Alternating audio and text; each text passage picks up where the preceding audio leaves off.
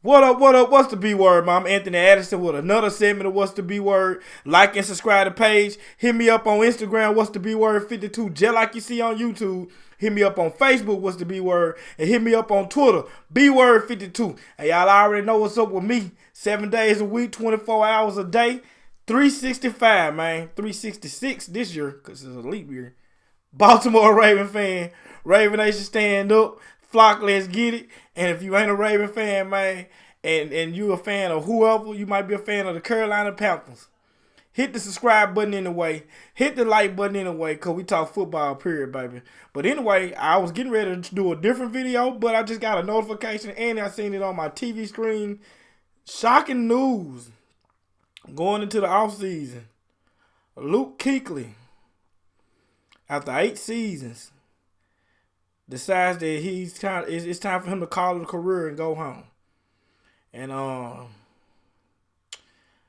sad about this because if you have been following my channel, when I do my predictions and stuff like that, I always speak so highly of Luke Kuechly. Luke Kuechly is one of my favorite linebackers in the NFL, man. I mean, man, that man was an absolute baller, man. I mean, and when I say smart, I'm talking about he's never out of place.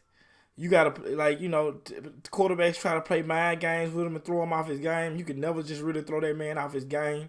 And he was just athletic, out this world strong, good tackler, man, sideline to sideline. Just an overall good linebacker, man. One of those type of guys that put you in the mind of like how Patrick Willis was. And weird thing is Pat Willis also retired early, man. I think the concussions, man. The concussions got a lot to do with why he's retiring. If y'all didn't know that he got a history of concussions. If you remember, I think that was last year or the year before, he had a real bad one. And when he was getting carted off the field, he knew that was his season. And you just hate to see a great player go. But then when you think of it as far as like, the human side of it, human being, then I'm happy for Luke Kuechly. I'm happy for Luke Kuechly because now he's already got paid the big contract and stuff like that. And now he can enjoy the rest of his life healthy. Because at the end of the day, man, I mean, I know you want to believe that football players are warriors and gladiators and stuff like that, but at the same time, we still human. And what a lot of players need to realize is when it's time to go, it's time to go. More so with this new generation that players realize when it's time to go, they just gonna leave. But just, this is not the old days, and you don't want to end up like those players from back in the day, man. I mean, look at Earl Campbell, and I'm not even talking about just strictly head trauma. I'm just talking about your body period. Look at Earl Campbell, man. Look at how Gronkowski said he used to stay up all night crying because of the pain that he was taking, going, through football and stuff like that, man. The man had back surgeries and stuff like that. So Luke Kuechly retiring, man. It's if you love the game of football, if you love defensive football, you'd hate to see him go. But you just gotta be happy for the man to be able to leave with a nice amount of money and with his health, man. At the end of the day, man, you want these people to be healthy and be able to enjoy their life. You don't want them to live the rest of their life in pain because they tried to, help their family financially where he can save generations in his family. So, I mean, you can't be mad at it, man. I know Carolina Panther fans, I know y'all bummed about the situation. I would be too, man, because it's 8 years and 8 great years, man. He gave y'all 8 great years, man. That man has been a baller since day one. Since day one of coming to Carolina, man. So, congratulations to Luke Kuechly, man. Shout out to you. I hope you enjoy your retirement. I say he should be a Hall of Famer.